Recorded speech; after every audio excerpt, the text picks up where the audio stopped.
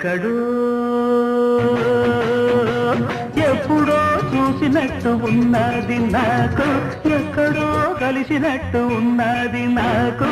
చంద్రలేఖవా శశిరేఖవా భద్రకాళివా Chandi ప్రియవా.